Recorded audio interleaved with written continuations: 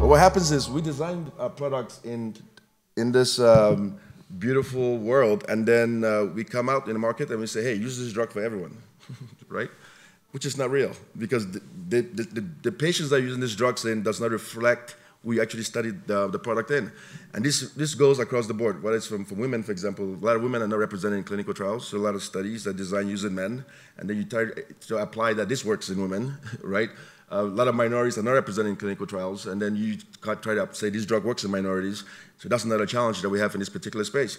And so what is happening in the United States, for example, is insurance companies are getting smart.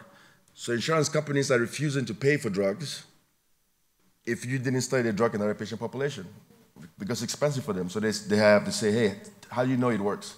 So that movement and that kind of idea is driving this new world of real-world medicine, real-world evidence. You probably heard real-world evidence, you hear pragmatic kind of trials.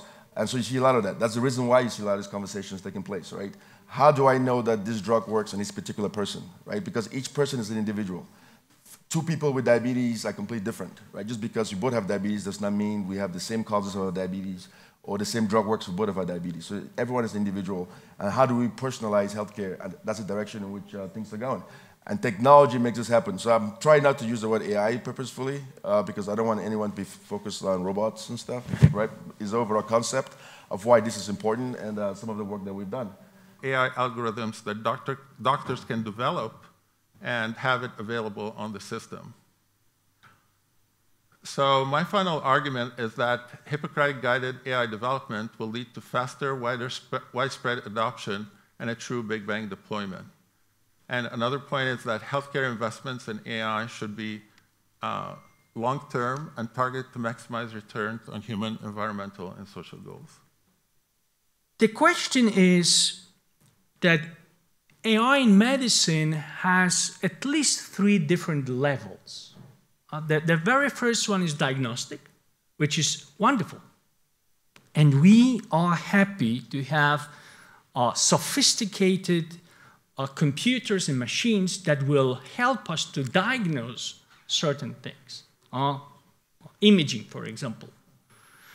And also, for example, some interventions like neurosurgeons, they use very sophisticated, let's say, machines to precisely touch the point they want. And this is fine. There is a second level, which is data management, which raises a lot of things, a lot of concerns, a lot of questions. But there's also a third level. It's our decision-making. And it's funny that people would not trust, really, now, the computer to make decisions in regards to their life and health, especially if they have to go through surgery, without having a consultation with a physician.